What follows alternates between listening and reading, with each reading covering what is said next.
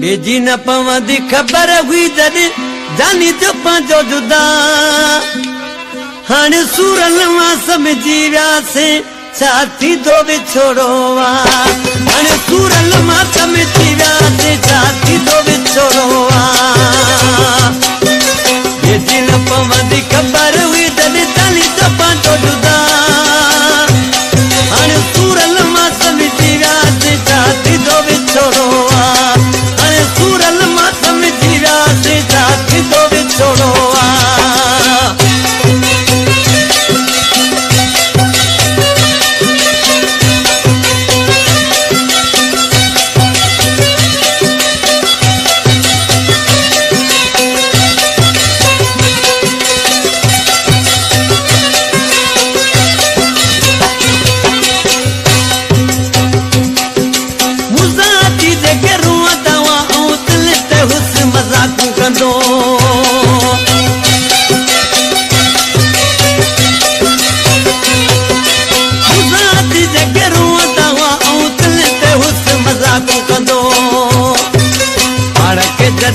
चोट लगी सी घरई विसरी विया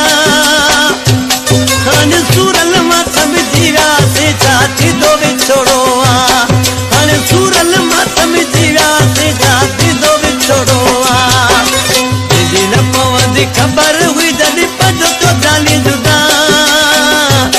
हाणे सूरल मां समझी वियासीं छा थींदो विछोड़ो हाणे सूरल मां समझी वियासीं छा थींदो विछोड़ो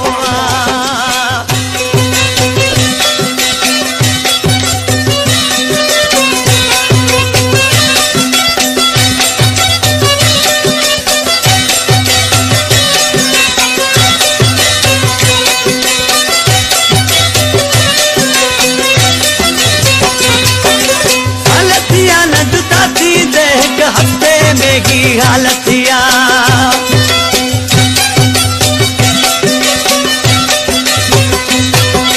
हालतिया न जुदाती देख हफ्ते में की हालतिया शौक हुया सब मुख सदाए तो पतम कार लटा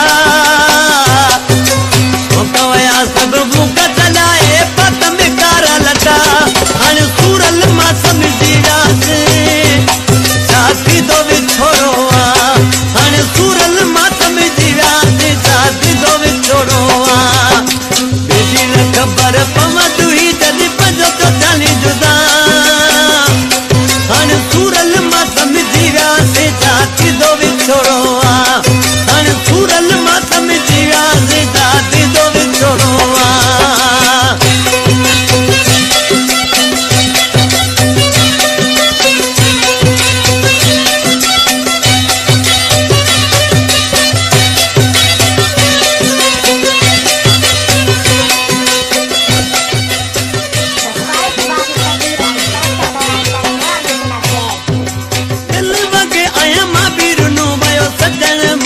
साथ छॾे